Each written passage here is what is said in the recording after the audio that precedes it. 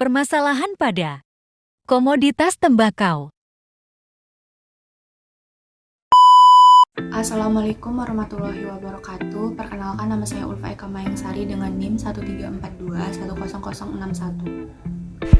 Perkenalkan, nama saya Owenina Petrisya Ginting dengan NIM 134210065. Saya Ida Parwati dengan NIM 134210071. Halo, perkenalkan, nama saya Andreani Fitri Tengah-Putri dengan NIM 134210090. Perkenalkan, nama saya Adita Fitriani Tandaku dengan NIM 134210272. Tembakau merupakan produk hortikultura unggulan yang penting di Indonesia. Tembakau adalah penyumbang devisa negara sebesar rata-rata 108 triliun rupiah per tahun. Perbandingannya adalah komoditas migas, yaitu 267 triliun rupiah per tahun. Artinya, dengan biaya produksi yang jauh lebih murah, tembakau menjadi potensi penyumbang devisa negara terbesar. Tantangannya adalah paradigma dunia tentang tembakau sebagai sumber penyakit, karena sebagai bahan baku rokok dan cerutu. Padahal tembakau memiliki potensi diversifikasi produk dengan nilai jual yang tinggi.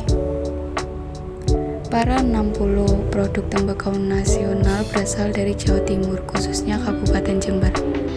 Tembakau telah mencukupi hampir 30.000 tenaga kerja di Jember.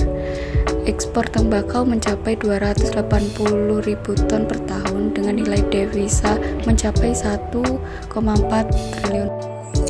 Terdapat beberapa permasalahan non-teknis yang dialami petani tembakau yang umumnya mengalami kekurangan modal awal. Kebanyakan petani tembakau tidak memiliki sertifikat tanah, sehingga sulit mendapatkan permodalan melalui bank. Selanjutnya, belum semua jenis tembakau memiliki panduan budidaya. Intensitas serta kualitas penyuluhan untuk teknologi budidaya tembakau masih tergolong rendah. Sementara kebijakan pemerintah terhadap agribisnis tembakau masih tidak konsisten, menyebabkan pelaksanaan riset dan pengembangan teknologi tembakau menjadi terbatas.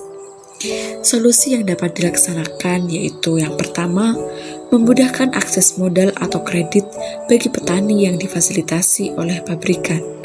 Kedua, mengadakan kepastian usaha dan kepastian pasar bagi petani. Yang ketiga, menerbitkan panduan baku teknik budidaya tembakau bagi petani untuk mendapatkan hasil panen yang sesuai dengan kualitas. Yang keempat, memberikan edukasi atau penyuluhan terkait bibit, tanah, dan iklim oleh Dinas Pertanian atau Perkebunan kepada para petani. Yang terakhir, adanya pembinaan dan pendampingan dalam proses implementasi dan alih teknologi kepada para petani. Hama yang banyak menyerang tanaman tembakau yaitu ulat daun dan kutu daun. Yang pertama yaitu ulat daun. Ulat daun pada tanaman tembakau memiliki ciri berwarna hijau dengan bintik-bintik hitam kecoklatan. Ulat daun dibedakan menjadi dua spesies, yaitu Helicoperpa asulta dan Helicoperpa armigera. Ulat ini menyerang tanaman tembakau dengan cara menggigit permukaan daun hingga menyisakan bercak-bercak coklat pada permukaan daun. Ulat ini menyerang persemaian dan pertanaman pada semua tingkat umur tanaman. Pengendalian yang dapat dilakukan dengan cara menyemprotkan insektisida Ambus 2EC. Hama selanjutnya yaitu kutu daun. Kutu daun memiliki warna tubuh yang bervariasi, ada yang hijau keputihan, hijau kuning pucat, hijau abu-abu, merah jingga atau merah. Hidupnya berkoloni terutama pada permukaan bawah daun muda dan berkembang biak secara cepat. Hama ini menyerang pada semua tingkat umur tanaman dengan cara mengisap cairan daun. Serangan hama ini juga dapat menyebabkan tumbuhnya cendawan embun jelaga. Pencegahan kutu daun dapat dilakukan dengan pencegahan penggunaan pupuk nitrogen secara berlebihan, dan dapat juga digunakan pengendalian secara kimiawi dengan menggunakan insektisida Confidor 200 SL dan Confidor 5WP. Penyakit yang banyak menyerang tanaman tembakau yaitu penyakit lanas dan juga penyakit layu bakteri.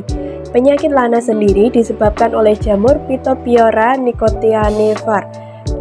Penyakit ini dapat terlihat setelah adanya pengairan, ditandai dengan tanaman yang layu tiba-tiba dan seluruh daunnya terkulai tetapi masih berwarna hijau.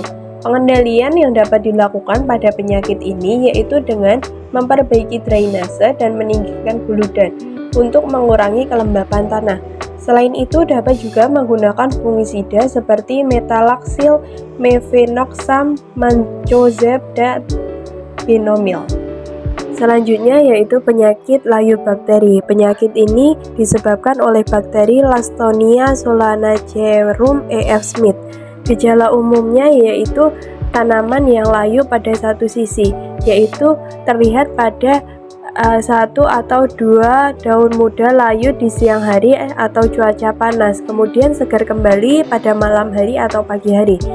Pengendalian yang dapat dilakukan yaitu dengan mengurangi cekaman lingkungan dengan memberikan mulsa, pengaturan jarak tanam, naungan, dan juga pupuk kandang. Selain itu dapat menggunakan bakterisida seperti Agrip 20WP, Bacteriomycin, dan juga Agromycin.